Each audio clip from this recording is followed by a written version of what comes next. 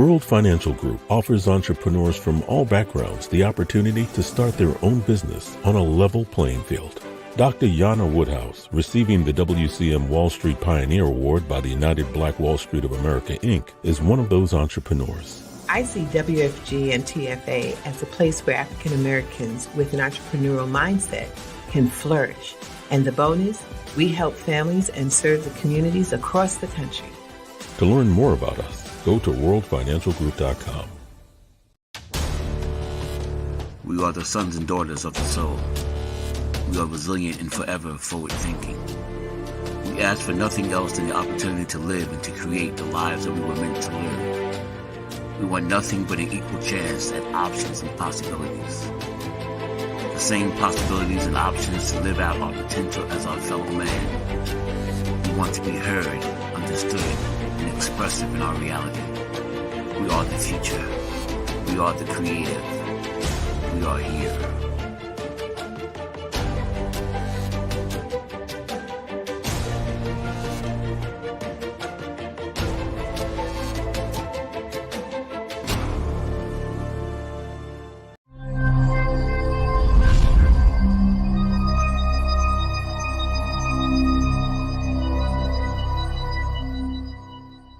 This is Kia Rogers, and you're listening to Urbanology with my dad, Tony Rogers, on WHCR 90.3 FM New York.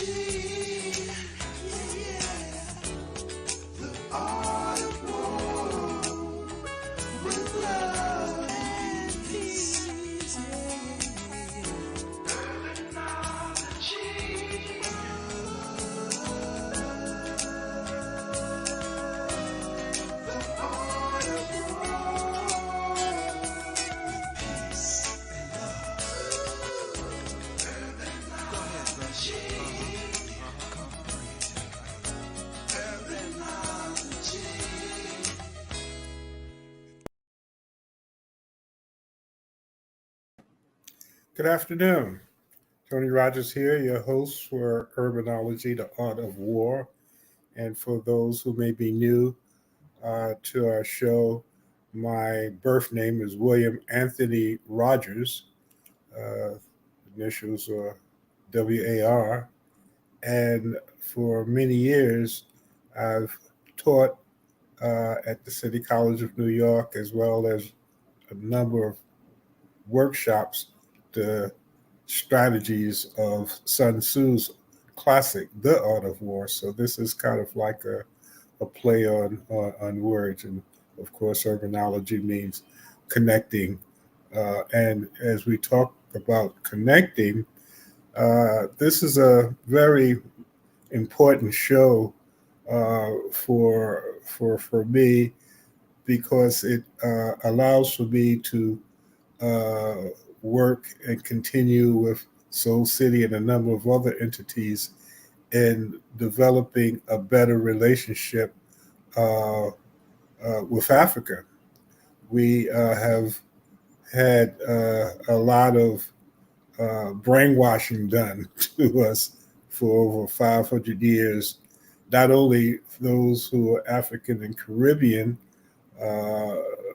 Americans, but also Africans. What many Africans think of us is different from who we really are, and what we think about many Africans is different from what they really are. So 3 years ago, Soul City, we went to Senegal to begin to develop relationships. We were able to develop a wonderful relationship with one of the major tour companies in Senegal and throughout the continent, Ravina Tours. And we traveled back and forwards over a 3-year period, developed some business relationships, and developed a partnership with Ravina Tours. And now there are some new developments. There's a new young president in Senegal, and Ravina Tours has put together a very interesting international program. And through the relationships that we've had, we were introduced to another wonderful organization that basically has a similar agenda. One is allowing for Caribbean and African Americans to have an opportunity to explore their homeland. And I guess even more importantly, to be able to allow for people to understand how they might be able to invest and create a certain type of reconnection spiritually, economically, and physically as relates to being able to enjoy the wonderful things that this one our home allows us to have. So today I have from Senegal the person who kind of has become uh, a wonderful partner with Ravina Tours, Mr. Sharik Omar Yalla. He is the international, and he'll give a better explanation as to what he does with Ravina Tours, but basically is making contacts like our organization, the Harlem Tourism Board, as well as Art World Travel, to connect the different African and Caribbean Americans to Senegal and as relates to tourism. Um, Omar introduced me not long ago with a brother from Washington, D.C., Curtis Smith Jr., and he's the founder of the African Tourism Union. And as I had mentioned before, in talking with Curtis, the things that they're doing were the same things that the Harlem Tourism Board, as well as my company, Art Bar Travel and Tours, were looking to do also. So this particular show is kind of the beginning and the foundation and documenting the beginning of the foundation of creating a partnership between the four entities, the Ravina Tours, the African Tourism Union, and with Harlem Tourism Board and Art Travel. So this is a unique opportunity. It's great that through Soul City we can document these things, and historically we'll know how they started.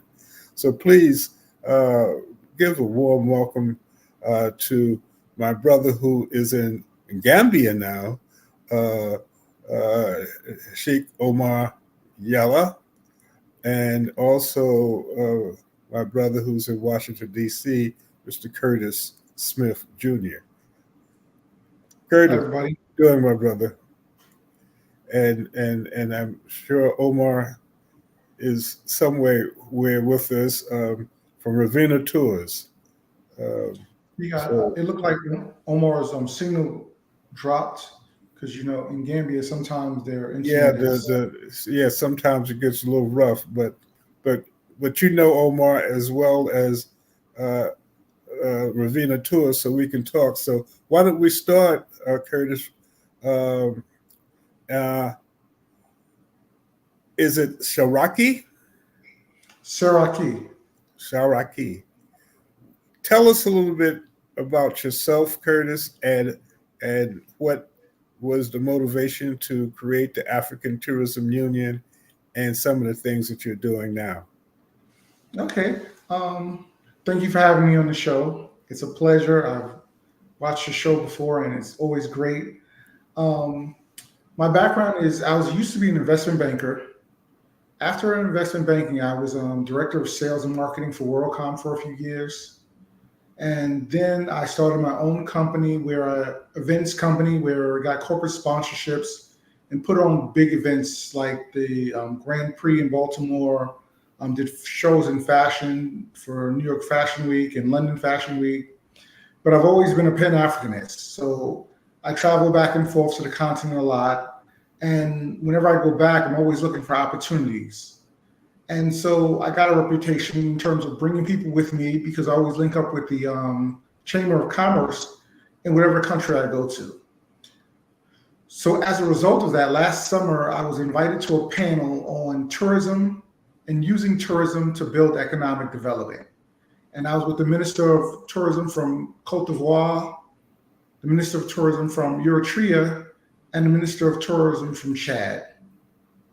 And while they were showing me, and I was representing Gambia at the time, and while they were showing me their beautiful country, all the great attractions there are to do, the history, I brought up the point like, how come we in America don't see this? Like, all we get shown is animals and poverty, right? How come we don't see the beautiful beaches and the beautiful hotels and the history? And they were basically like, they didn't have the money individually to do the marketing and to really show their countries in the positive light that they are. And so I came up with the idea, instead of working separately, why not work together and pool our money, pool our resources, and show the real Africa so African Americans, African Caribbeans, African Latinos can see what's actually there, way beyond the brainwashing that's been drilled in our head, that they can see that it's safe. They can see that it's developed. And they can see that the people are welcoming. They want us to come back to the continent in whatever capacity we can do it. So literally we started right there on the spot, and now it's grown to 21 countries that are working together all to promote African tourism, to promote investment in Africa, and to promote trade with Africa. Well, again, that's an amazing story. As I had mentioned earlier, about 3 years ago now, I think it's been about 3 years ago, Air Senegal started to begin their flights from JFK to Senegal, and a number of representatives from Air Senegal, as well as the Senegalese Tourism Authority, came to Harlem to look at creating some sort of a partnership between Harlem and Senegal. Now that you can go to JFK and go straight to Senegal in about 7 hours. You go there at midnight, and when you wake up, you're in the car. So I'll be taking that flight on Friday. so we've been going backwards and forwards, and as I had mentioned before, we Soul City went down, did some filming, and put a lot of information on the internet as relates to what's going on. Some of the financial advisors, Matt's sister is the first female to trade on Wall Street, Yana Woodhouse, and internationally known. So she was there, along with a number of people to begin to look at creating a better understanding on both sides. Because many people, as you have mentioned, when I was there last, I was interviewed on a TV show, and one of the questions is, why don't African and Caribbean Americans fly? And I said, what do you mean? He said, because we never see them getting off the plane here. And I said, well, that's one of the reasons why we're here, is to begin to change that, because in many cases the understanding of Africa has been totally misrepresented by those who don't really want the indigenous, the diaspora, to become aware of home. As a matter of fact, I learn a little bit more all of the time, and things that you should know. I went to your website, Curtis, and I saw some people skiing in a part of Africa. So there's so many things, beaches. I'm sure people may not want to go, including myself, skiing necessarily, but we do want to take care of the beaches, and some of the other things. So what and on Omar is now with Ravina Tours, who is a great person who introduced us. He is from New York. I mean, he lived in New York for a long period of time. He worked here. He knows many of the areas that he was with a tour group. I think it was Apple Tours or one of the tour Yeah. operations. So when we started to talk, we realized that um, that was the beginning of a very fruitful relationship because sometimes language and culture gets in the way. So he then indicated that what we should talk to with you about what you were doing, and that has brought us to here as it relates to beginning to talk about a coalition or partnership between the African Tourism Union, uh, Harlem, with the Harlem Tourism Board, Artwork Travel, and Ravina Tours, which um, now I see are in Gambia and many other places. So, Yep, Gambia, Senegal, Ghana, and now they're going to expand to Egypt. And so whenever we're in those regions, what we try and do is we try and look for indigenous African hotels, either indigenous African restaurants, and use indigenous African tour operators. So when we met DG from Ravina Tours and Omar, we were just super pleased with their professionalism, their knowledge of the area, and just how they conduct business. So it made a great partnership for us in that part of the world. well, again, Amadou Jane, who is again my son, he says, because I'm a little older than him. He says, "Now you're my dad." but he has done a wonderful job in putting together, uh, whether it's by bus, by car, by boat. you know, they they have a way of getting us around, and it was so good to be able to connect with him. And now that Omar is there, how you doing, Omar? We were talking about you. Good things. And with you, I think that we can again start making better progress by creating a way to work together in a productive way of, as I say, awakening the sleeping giant. Because as you know, uh, we're all over the place. I mean, the transatlantic slave trade put us every place, and Yeah, all we have to do is to wake up. exactly. I've been telling when I talk to African countries about travel and tourism and bringing African Americans there, they don't realize a lot of times that African Americans spend $20.4 billion annually on international travel, not Yeah, just local travel and international travel. And 5 billion of it goes to Europe alone. So it's and less than 2% goes to Africa. And that is because they just don't know what's there beyond exactly. beyond safaris. They don't know all the great things that Africa has to offer. So our job is to enlighten them, show them all the things that are there, and then open the doors and make it easy for them to travel to the continent as well. And many people didn't even know that there were beaches, and I was Brandon sending pictures. They were saying, I tell people, I say, how do you "Are think there we got sharks here? or alligators in the beaches?" I said, "No." I've heard that one before too. And I go, how do you think we got here? The beaches.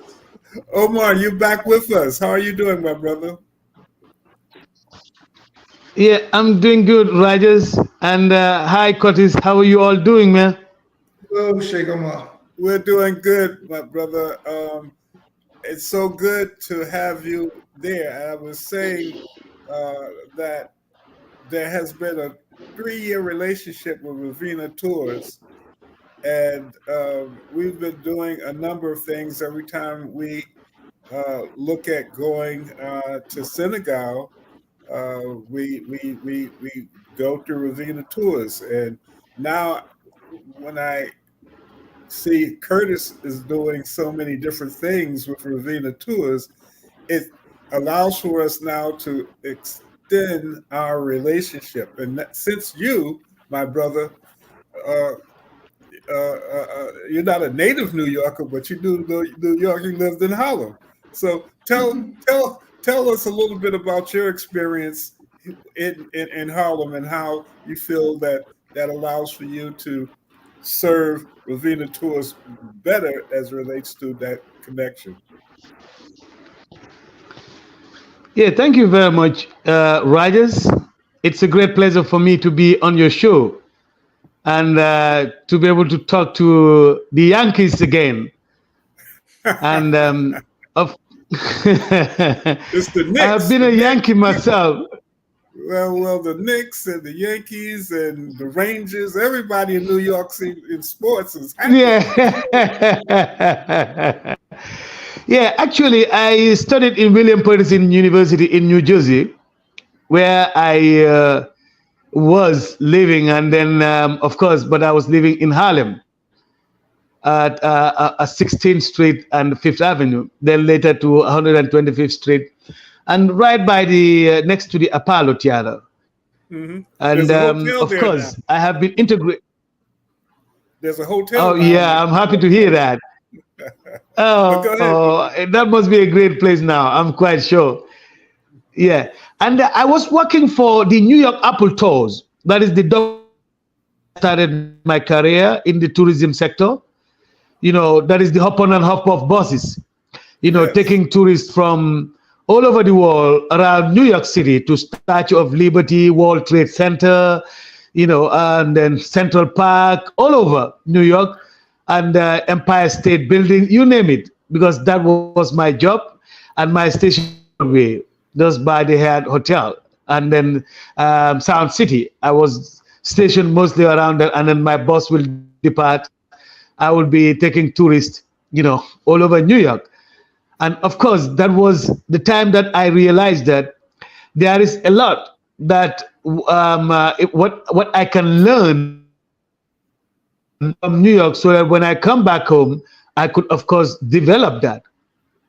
Because in trying to associate these two areas, it's one of the things that I try to study and then bring forward, and that is how Africa actually learned about tourism, because tourism was not a nomenclature for Africans to have just pop into. It was, of course, very much of a Western initiation. Like for example, the way tourism came down to the Senegambie region is was by accident, by the person of Bertin Hardin, who was just flying with his flight going down to Cape Verde, and accidentally, mistakenly, thought that, for example, the Gambia's hangar was somewhere close to where he was heading because he saw the river and the beaches. Then he landed over. And when they landed, they came to realize that that was the wrong place that they were going to. But it was also attractive.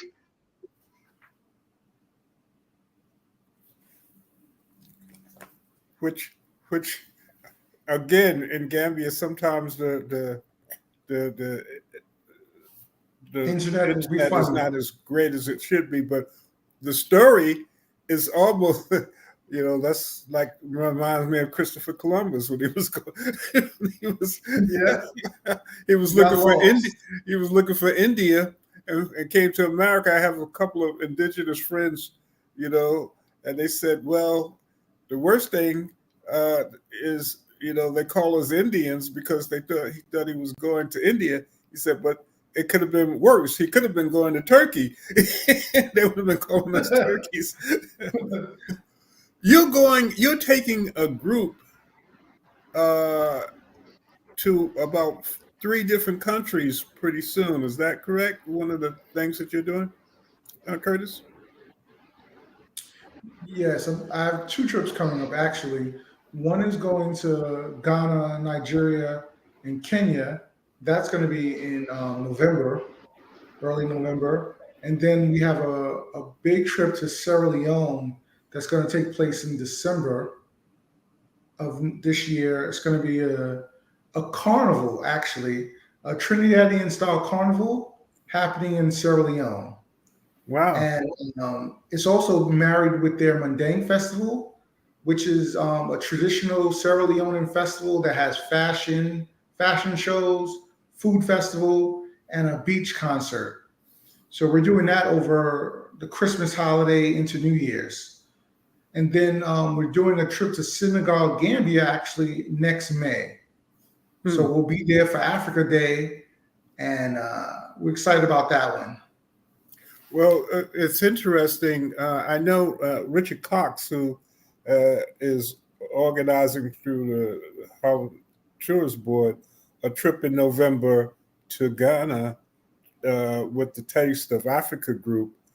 They're having a festival in the northern region, November the 11th to I think it's 10 days, something like that.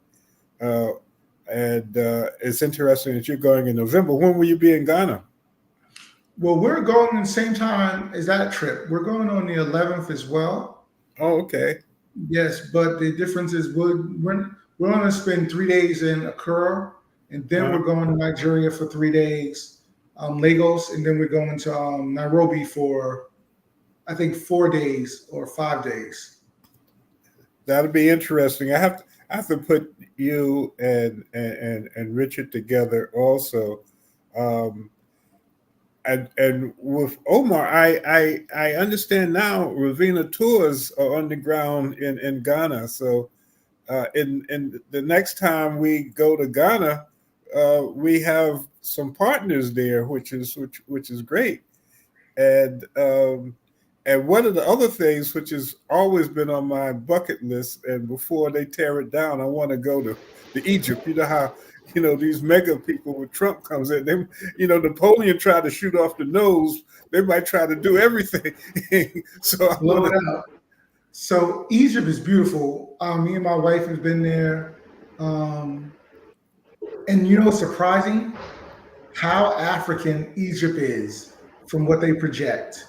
When you get on the ground, it was amazing that when we landed, we're walking through the airport and we hear a man screaming like, "Hi, welcome home, brother, welcome home." And at first, we didn't even think he was talking to us, but it was like when somebody's talking in your direction, you start to like. We looked over there and when we made eye contact, he waved and it was clear he was talking to us. Hmm, And then when we were going around to the different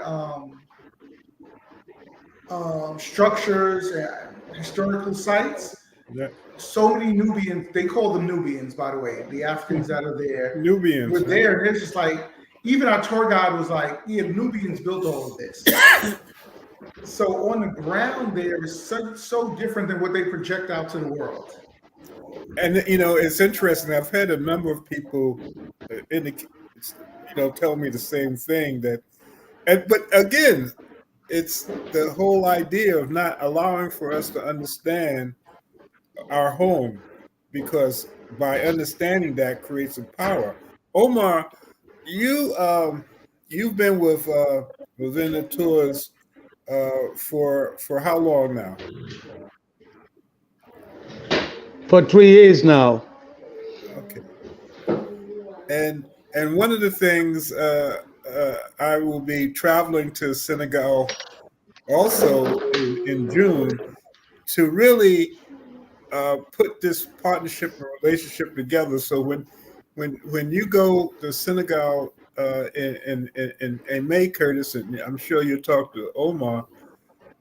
When I come in June, that'll be the third piece to that puzzle, so that we can come up with some sort of memorandum of understanding or a relationship, so that we know that we have partners in Mhm. this. One of the great things, though, with Art War Travel and the Harlem Tourism Board is that now we can promote other places now, because before we were started with Senegal, they started moving into Ghana, but based on talking to you guys now, um, we can have a Egypt and Kenya and all of the countries that you have, and we can post those trips, which is a way for people. And with Ravina Tours as partners, we can, really kind of put some things together. It's exciting. Yeah, it is because Yeah, I one of the think good things. that's very possible because what we've been doing, essentially like what we've been sampling with Curtis since last year and the year before, we've been working trying to do different packages. At first, we started with the International Kunta Kinte tour, which was a Senegambia experience tour. And what Omar was saying, a lot of people are familiar Developed with some Roots. other, yes, that was part of the roots, which we just had to scale up and then put up other programs along with it. And that is one of the packages we have. And we're still working on the Senegambia tour, in which you would be able to follow the slave routes in Gore and, of course, at the Kunta Kinte Island. That is one of the packages we've developed, and we would, just because of these elections that was taking place in Senegal, we had to scale it up for next year. And we went in for the Ghana one, which is the Ghana Nigeria, because one of our major trips is always that we do promote one trip, two destinations, because this is the new modem. That's why you have Revina in Senegal and you have Revina Gambia. So I run Revina Gambia, and of course I manage the international tourism packages, which runs to Senegal and Gambia. And of course, we're intending to open up in other areas where we know, African tourists, diasporas are our major targets, because we want them to feel home, and it would have to be organized by where they can feel they are part of, because there would be no difference that they have to board off. And this is our main target, and that's our target market in the United States, in UK, and all other countries, is to target the African market, the African Americans or the diaspora market, so as they can also come home and feel at home. And some of the things we also promote is like investment forums, when they can have opportunities to feel home, whether they want to invest or they want to buy properties or whatever, holiday homes or whatever they want to. We could also help to make sure that it's possible for them to do in Africa as well. Yeah, I was talking to Curtis about that, and he was saying tourism is kind of like the Trojan horse to get in, but the investment and all of those other components, which is what I believe is the real bottom line here. When I'm in Senegal and I see the Renaissance monument and they're pointing to the Americas, that means that you guys, Africa can never really be free unless we understand and wake up and understand that that's our home. I'm in my 70s, so most of the independent countries were in my lifetime. And even though it was independent, it was still controlled. The new young president of Senegal came out with a really interesting talk about we got to get France off our back. We had this has been going on for too long. You're taking up all of the money and not giving us anything. And that's the language that's going with these young presidents coming in, beginning to say enough is enough. But it's on us also. When I say us, the African and Caribbean, the diaspora, because as you were saying, I wrote an article about the billions of dollars that African and Caribbean spend in tourism. Yes. And once we start to really begin to understand that home, and we're treated like we are home, not like strangers, it begins to work. And Curtis, I'm so happy with both of you that we have been able to come together, because all things happen for a reason, you know. I think our ancestors are talking with us, They and this move us in position. this coalition, I'm sure, will be able to allow for a lot more people to be able to take advantage of stuff that I'm only on the tip of the iceberg. I mean, there's so much I'm sure I have to learn about where I come from because, again, at my age, the only thing that I would see about Africa was Jungle Jim and Tarzan. you know, and as you say, even today, is poverty. People, it's amazing about the buildings, the architecture, you know, the modern facilities that are there that you never see. To this day, we don't see that. We one of my so my cousin-in-law is from Lagos, Nigeria, and he's we used to laugh and joke because he'll be like they'll be filming in Lagos, and they will find the most undeveloped street on the edge of the city and film there. But if they just turned around a little bit, you would see that it looks just like New York with the skyscrapers and everything else. But they'll never turn around. It's like the camera goes, oh, nope, can't go that far. So they intentionally show us what they want to keep us uneducated and keep us away from each other. Well, again, you can fool some of the people some of the time, but you can't fool all of the people all of the time. And I believe That's right. I believe that this is an important show to me because we're recording history uh, as relates to creating business opportunities. As I said, mind, body, and spirit. From getting our minds correct, and we have work on both sides. We have work, Yeah. and that's why Omar, you're such a wonderful um, contact because you have seen both worlds, so you know how to work that. You know, how did you, Curtis, Yeah, get yeah. so many countries to join in with you? Excuse me, say that one more time. How did you get the different African countries to become, a part of this? That must have been a lot of work. It was and it wasn't because our they're so interested in connecting with us. And so when we told them what our Yeah, I'll platform let was, Curtis they were come in. so they were so excited about it, our platform, and they were literally. I only word I could use is I was getting passed around. Like I would meet with one ambassador one day, and then the next day I may get two calls from other ambassadors who talked to him or her, and they were like, "Oh, we heard about this program. You got to come by our office and talk to us. You got to come by the embassy and meet us." Um, we were doing a travel show in DC, and it was funny because it was 16 African countries there. All of them were promoting safaris except for us. We were talking about the beaches and everything else.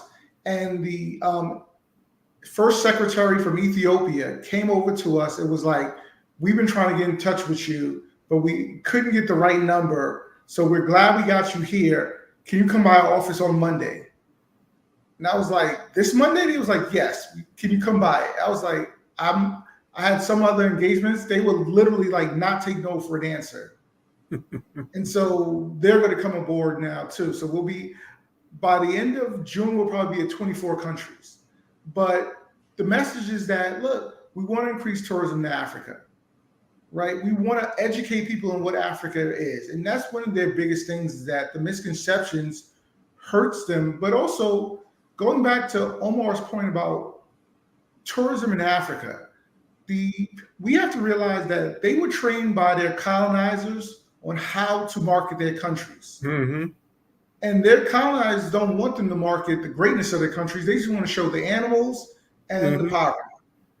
And so re-educating them on how to market their countries, re-educating them on how talking points they should be talking about, while it's part of being in the union, and it'll get the message out broader and hopefully stronger.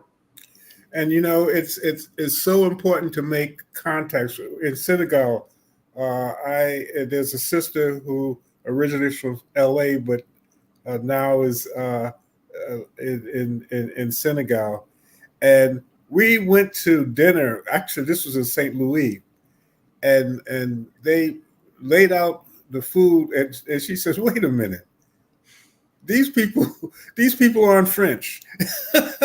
You need to give them what you eat, the fish and all of the things that you eat." And they started laughing, but she was right. They were serving us, the plate, a big plate with a little piece of something on it. She said, "You don't eat that." It's funny you say that. We're planning a trip to Namibia and Zambia next year, right? And working with their, of course, their embassies and their tour operators. So I was on a call with their tour operators, and I was saying that they were giving me itineraries that were following the European model: go see animals, go to the poor villages, come back. And I was like, no, that's not how we want to go. We want to go see the luxury hotels. We want to see the nightlife. We want to go shopping. And one of them literally said, "Oh, you want us to treat you like other Africans?" And I said, I was like, "What do you mean?" She said, "When other African comes here, they don't want to see animals and stuff because they have that in their own country." Right. I said, "Exactly. Treat us like other Africans. When we come there, we want to be treated just like we want to eat your food. We want to see the culture. We want to see the history. We want to see what the country really has to offer." And she said, "Oh, we can do that all day." So it was funny that you said that, because that was literally her response of, "Oh, you want to be treated like other Africans."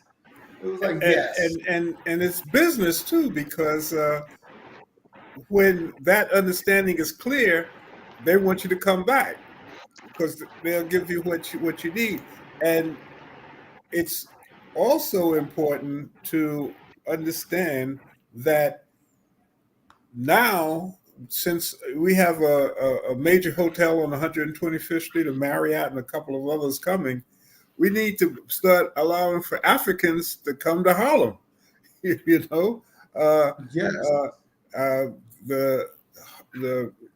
you go to goharlem.org, you'll see some of the images of the Harlem Renaissance Marriott Hotel, and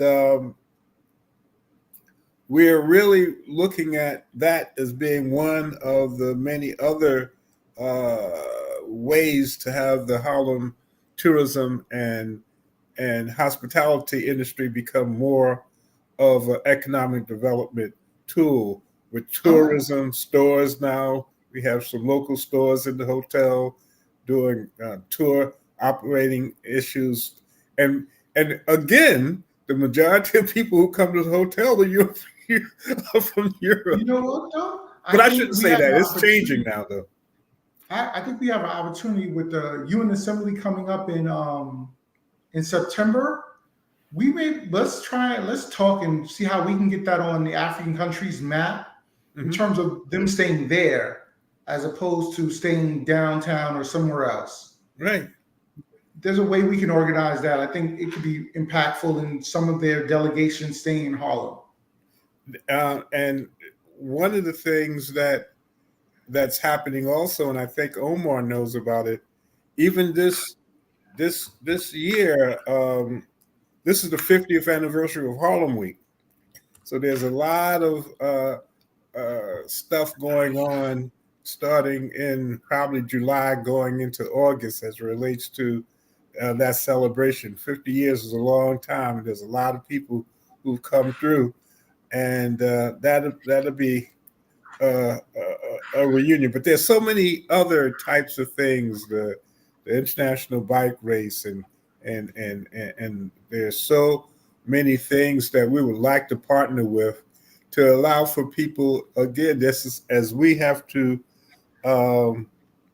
become to re-educate ourselves about going to Africa, to allow for the real Africans, not the ones who've been brainwashed, but the real Africans to come here and to invest. because the other misnomer is that a lot of people think that everybody is poor in Africa, but, but that's No. but You see that's some not of those the case. houses, you're gonna be like, oh, So there are investment opportunities here also, and that's one of the things that, as we talk and speaking with Omar Ravina Tours, and of course with the African Tourism Union, we can go both ways as relates to being a network that can allow for people to understand that now there's a safe passage. You know how they used to have the Underground Railroad where we have the above flight to take us back, home. well, thank you guys for having me. I appreciate the platform. I appreciate the dialogue. Tony, Omar, we're definitely gonna connect and let's work together. Um, and I look forward to it. Well, And again, my brother, it's a pleasure to have had the opportunity to meet you. I look forward to doing a number of things with you. We'll be in contact. Enjoy yourself in May. At some point, we have to get to Senegal together, and maybe in Ghana in November. So, and the oh last thing yes. before you leave, in because I heard you talk about Senegal next year. There, the St. Louis Jazz Festival is going to be in June next year, and there's a group here, the Jazz Mobile, Robin Bell and Rodney Kendricks, who was very close to Randy Weston, and there's a movement to begin to have a large number of African Caribbean Americans go to that festival in 2025 to pay a tribute to Randy Weston. So that's another concept that we can talk about. I'm talking to Omar about that. Matter of fact, when I go in June, we'll have that conversation. Okay, great guys. So Sorry, I thank gotta you. run. Well, Thank I you. appreciate you staying, and I know, and we'll be in contact. We'll be in touch. Bye Take bye, care. everybody. Take care, Curtis. And that's an interesting opportunity that we will be able to take advantage of.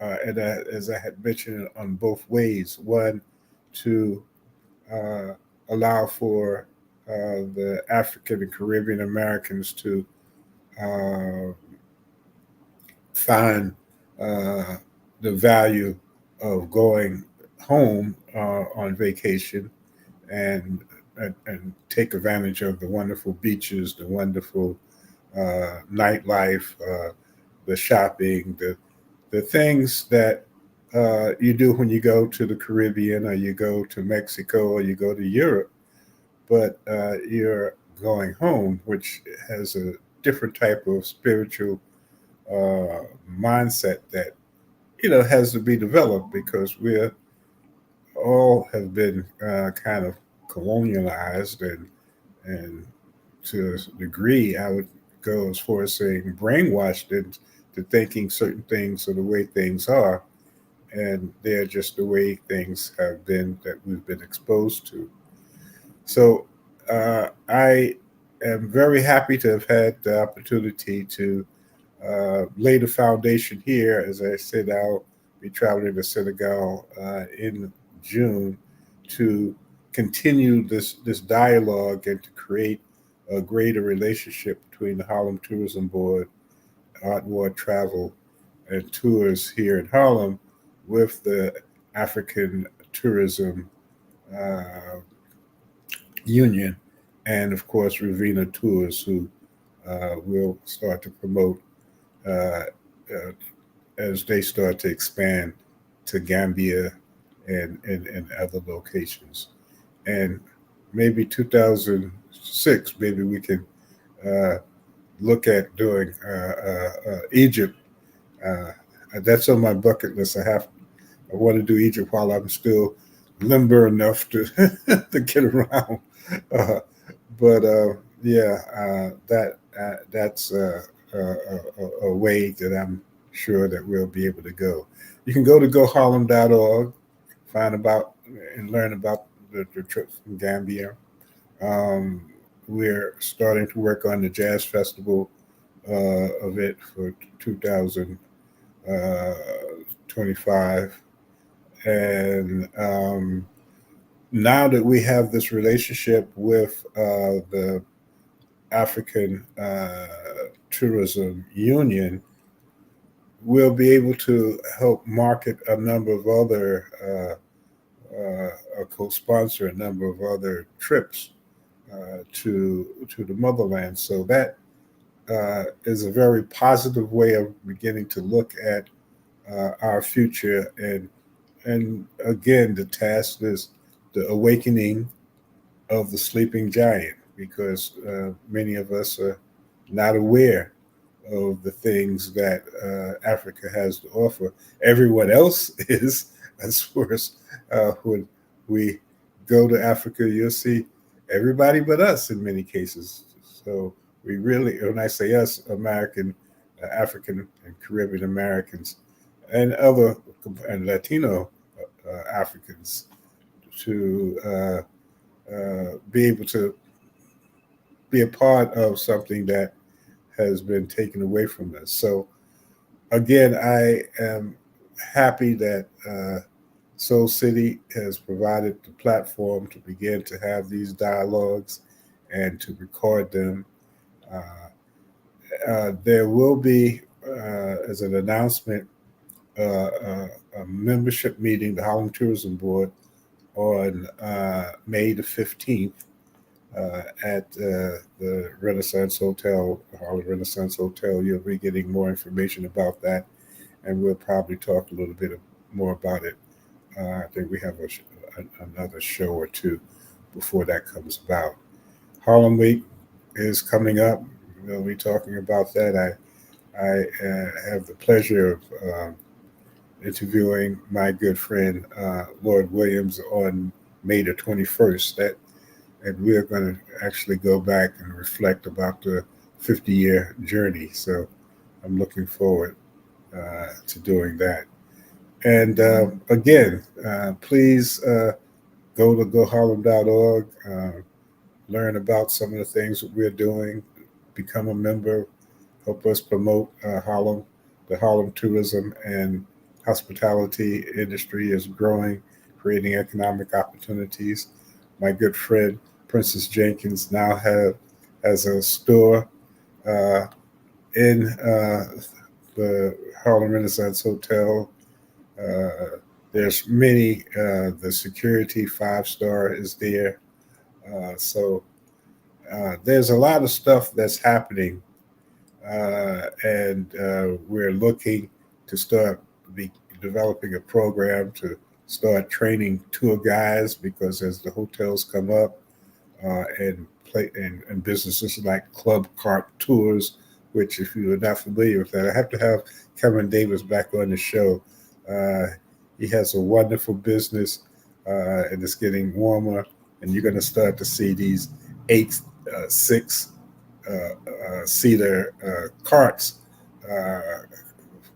that will be the new electrical vehicle used for tourism in New York City. So we're happy that that's going to take place, and the Marriott will be one of the major booking locations for Club Car Tours. So there's a lot going on, and that hotel, they tell me that around mid-June there will be the rooftop bar, and that's going to be an interesting one, because you can see throughout the whole city with that at the hotel. So it's not only New York, but Jersey too. So there's a lot coming up. Please keep in contact with us. Tourism is really beginning to explode in Harlem. There's so many things that are happening. The Civil Rights Museum, the Studio Museum, so many things are going on. So if you're listening from other locations, go to goharlem.org, find out about how the Harlem Tourism Board can help you come to Harlem. Take care, and thank you again, Soul City, for giving us this platform to talk to people. Take care. This is Tony Rogers signing off. See you next week. This is Kia Rogers, and you're listening to Urbanology with my dad, Tony Rogers, on WHCR 90.3 FM New York.